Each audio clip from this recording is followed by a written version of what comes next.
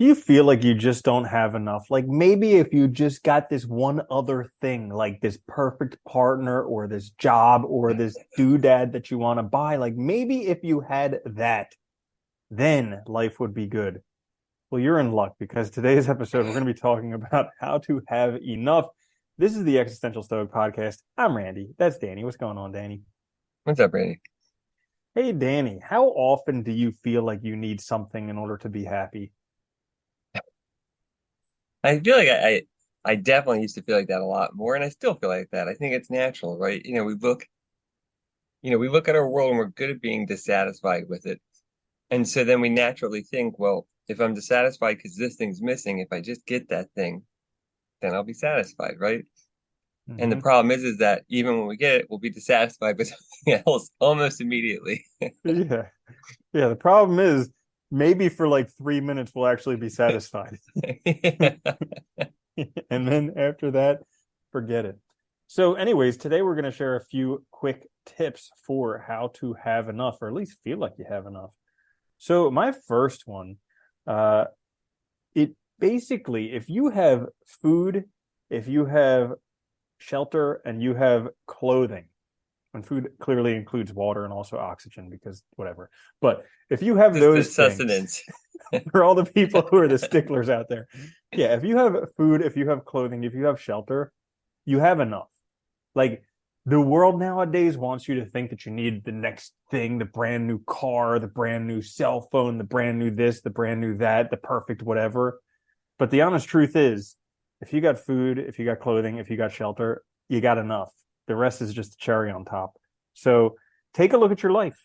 And if you have that, well, be grateful for it. And if you have two legs, be grateful for those too. Some people don't have them. So, yeah, those Yeah. are just food, clothing, shelter. If you have that, you have enough. So that's You know, fine. well, no, it's good you mentioned that though, because I think like that's one of the crazy things about the world today, though, is like we are just bombarded with advertising all the time that's trying to convince us that we are missing something in our lives. And if we had this thing, our lives would be better, whatever it is, right? And so I think it is really hard to feel like you have the things you need to survive or to live well in this world. And so getting down to the basics is kind of important, realizing that all you really need is to be able to survive and have the things you need to be comfortable and not die or perish. Yeah. So there's this really good book called Factfulness. And Bill Gates, he has a quote on the front cover of the book that says it's like one of the best books he's ever read. And he reads a lot of books. And, he's been kind of successful in terms of accumulating money. But uh, that book, interestingly enough, if you have a car, if you have running water, a bed, a stove, and one more thing I can't remember, you're in the top 1% of the world. Yeah, it's crazy. And that's not, it's not like, not a brand new car, not like bottled No. water, not anything. Like if you have those things, you're in the top 1% of the world. So it just helps it's a good book to read and it helps put things in perspective. Well, that's a problem. Our perspective's all messed up though, because we only see like we're shown the top 0.0000001%, rather than like looking at the world as it really is. You get a very Mm-hmm. skewed perception. That's a good one though. My first one goes really well with that, which is don't let others choose for you. And what I meant by this is like in a lot of ways, like don't let advertisers make you choose things that you don't really need. Don't let pressures, social pressures, expectations, all of that make you choose. I think like one of the best ways to feel like you have enough is to live your own life and make choices yourself, because then you're in control of it and you're doing what's right for you at any given moment. And so it's enough. Yeah, that's a great one doing it for yourself because we're so marketed to nowadays Oh that boy. we end up spending money that we don't have to buy things to impress people we don't even like. And it's just like, it's a terrible thing to do. So if instead you actually live your own life, and this is something we talk about often, like finding out what's Yeah. important to you, finding your values, because that's going to help you figure out what's enough for you. Because clearly it's not going to be the same for everybody. But yeah, that's a great one. The I re- I kept seeing this Dodge commercial for a while, and it was like Dodge Summer. It was like, go out there and get the things and it was like they just kept showing like a truck with like two jet skis being towed behind it, then like a boat, and it's like, yeah, go out and just take out like 200 grand worth loans and get all this stuff so you can have fun. Like that's Hmm. basically what it's telling you. Dude, I saw another commercial where it was like a young couple falling in love and then they bought a car, And it was like, it's like everybody's like, yeah, I want to have that experience of falling in love. Oh, yeah, I should buy a car. That'll do it. That'll help. Oh my goodness.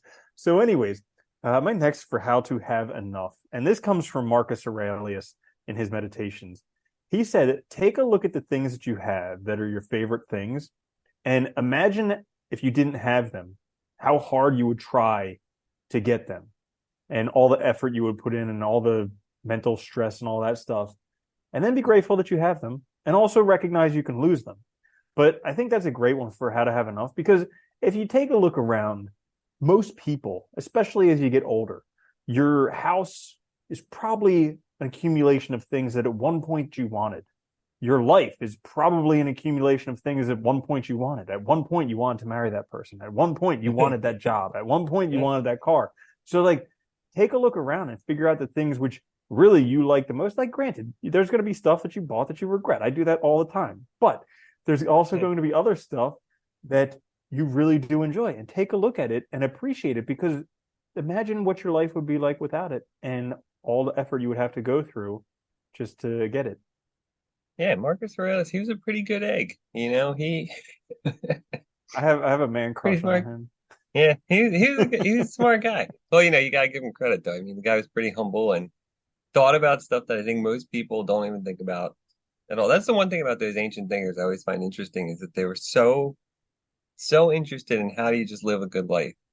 And I think it's questions most people don't ask ever, how do I actually get through this or don't reflect on these kinds of things. So he's a good person to learn from. But yeah, I think it's a Mhm. good point too, right? Most of these things we did want at one point. And so remembering that you would work hard for them, you did stuff for them. And, if something isn't working out anymore, ask yourself why. What about it like went wrong and how can you change it so you can actually get back to a point where you are, happy with it. Yeah. That's a great point. I actually did that today. I bought something that I've regretted immediately and I was unable to return it. And it pissed me off so much because I had expectations that it would be at least like pretty good and it was terrible. And I couldn't return it. And I was so pissed off that I spent the money and actually writing down why I was so angry because in the end of the day, it wasn't that much money. I've lost more money doing other stuff before, but it was just like Yeah. the expectation and just having my hopes and dreams shattered. And it was recognizing that that's what happened. And that's why I was so off tilt. Yeah, isn't that funny? A lot of times it's nothing to do with the thing itself. Yeah, it's weird. Good point. Mhm. My second one is practice gratitude as much as you can all the time. I think we talked about this many times, like do the small delights each day where you write down, just things that delighted you, little things. But basically just trying to actively, remind yourself to be grateful that you're alive. This is your one shot, whatever it is. And there's always things to be, I think, grateful for. We just, you know, as however we interpret the world, that's the world we're going to see. So if we're negative, it's going to be negative. And we have to put effort in to also make it good too. And it can be good. I think it's just a matter of how we look at things. So gratitude is a great way to help you kind of see your life as it is and be happy for what you have. And it's great that you say practice gratitude because it's one of those things like meditation where you get these people all the time who are like, I can't meditate because when I close my eyes, my mind's just going, I can't meditate. And it's like, that's not meditation. Like Yeah. meditation is you sit there and you watch what comes up in your mind. But it's like the same thing with practicing gratitude. They're like, I can't practice gratitude. There's nothing in my life to be grateful for. And it's like, that's the practice of gratitude, finding stuff to be grateful for. Yeah, it's the effort. Yeah. And it takes practice though too, because even when you do it for a while, like there's days where it's hard. It's really hard, but you just keep doing it and you keep reinforcing it. That's the idea. Yeah. Mm-hmm. Bingo. So my last one for how to have enough is be grateful for what you want in having already attained it.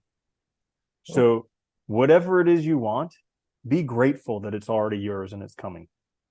This is something from Denzel Washington. Denzel Washington. I heard him say it one time where he said basically like this everything that I've gotten in my life, it's because I was grateful for already having it before it came. And it was like a brand new concept for me because I was like, how can you be grateful before you have it? There's no way. You don't know if you'll get it, like whatever. But it's crazy because I've heard it say that like the universe will give you whatever you ask for, but the only place where you can receive it is when you're in peace. And so like when you're struggling like by might and may to get this thing done, oftentimes it doesn't happen. And then once you stop struggling, then it comes. And Yeah. it's kind of the same thing with whatever it is you want. You can, I mean, the honest truth is you can do anything. You can't do everything, but you can do anything. And just be grateful for it and work towards it and be grateful for it. And eventually it'll come. It is true though, because whenever you put your mind to something, it's gonna happen. If you really commit to something, it's gonna happen. So I really like that because it's a good way of like kind of like by being grateful for it that you're gonna already have it, it kind of keeps you in the right mindset probably to keep going too. So it's a helpful way to kind of keep yourself moving in the right direction, focused, and not getting like, when you do have those moments where you think it's not, it's going too slow or it's not happening fast enough, it's probably helpful to kind of keep you grounded and bring you back into the moment. But yeah, once we have ideas that we really want something, most of us get it. It's not that impossible to do. Most of us can do anything. It's not, not that difficult. I like that one. My last one, for how to have enough is to focus on the journey, not the destination. We all hear this all the time, but I think, and we mentioned this before, most of us live either in the past or in the future, but not the present. And the present is the journey we're on. Just like, being grateful for what you're gonna get in the future, because if you're working towards it, you're gonna get it. So just focus on actually the life that you're living now in the present and just have faith that those things will come about as you want them to. Mm. Yeah, that's a great one because it's you can always handle what's happening right now.